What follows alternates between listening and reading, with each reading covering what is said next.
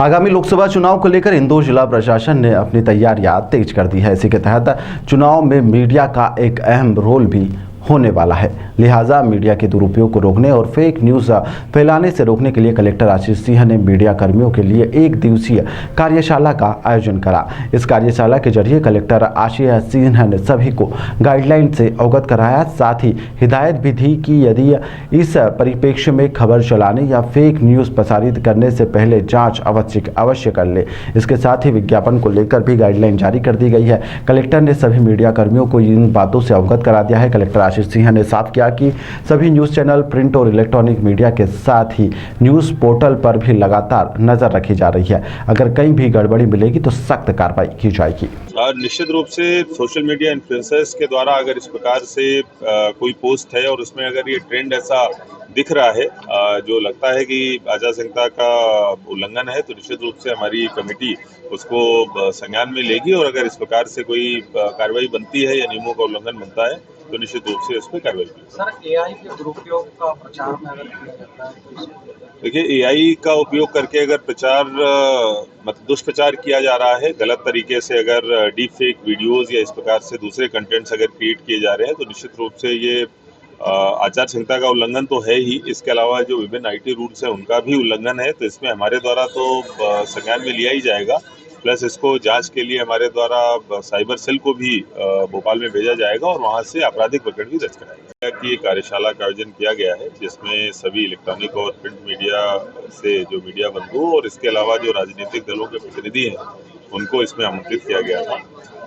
सभी लोगों को पता है कि चुनाव में निश्चित रूप से मीडिया का, चाहे वो इलेक्ट्रॉनिक मीडिया हो, प्रिंट मीडिया हो, इसका प्रयोग होता है और उसमें एक लेवल प्लेइंग फील्ड रहे और आचार संहिता का किसी भी तरीके से उल्लंघन न हो, उसके सभी नियमों का पालन हो। इस हेतु आज इस कार्यशाला का आयोजन किया गया था जिसमें कि हमारी एक जो मीडिया के इलेक्ट्रॉनिक मीडिया के सर्टिफिकेशन के लिए कमेटी बनती है वो किस तरीके से काम करती है, उसमें कौन कौन सी खबरों का लाया जाना अनिवार्य है, कौन सी खबरों का या विज्ञापनों का लाया जाना अनिवार्य नहीं है, इस पर जानकारी प्रदान की गई है।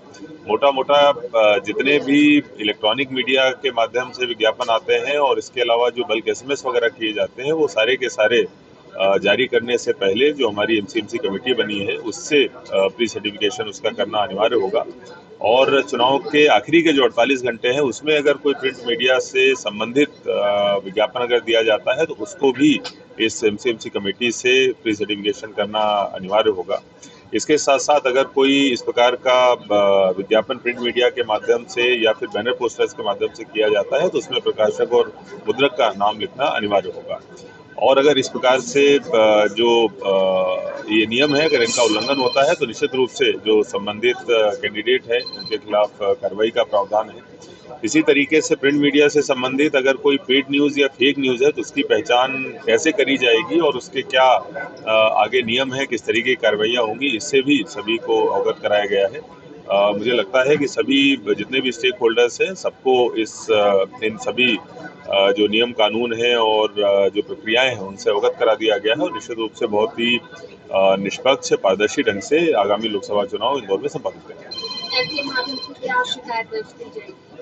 देखिए, सी विजिल ऐप जो है और इसके अलावा दूसरे भी माध्यम, उनके माध्यम से आचार संहिता से के वायलेशन से संबंधित जो भी शिकायतें आती हैं उनका समय सीमा में निराकरण हमारे द्वारा किया जाता है। अभी तक जितनी भी शिकायतें प्राप्त हुई उनका सभी का समय सीमा में निराकरण किया गया। अगर आगे भी इस प्रकार की शिकायतें आती हैं तो उनका भी तत्काल हमारी टीम अटेंड करेगी और निराकरण। आज जो मीडिया प्री सर्टिफिकेशन के जो भी प्रावधान है, चाहे वो किसी भी स्तर के हों, चाहे मीडिया से संबंधित हो, राजनीतिक दलों से संबंधित हो, उन सभी का पालन करना अनिवार्य है। अगर उनका वायलेशन होगा तो जो संबंधित सेक्शंस में कार्रवाई है वो बनती है जो हमारे द्वारा करेंगे।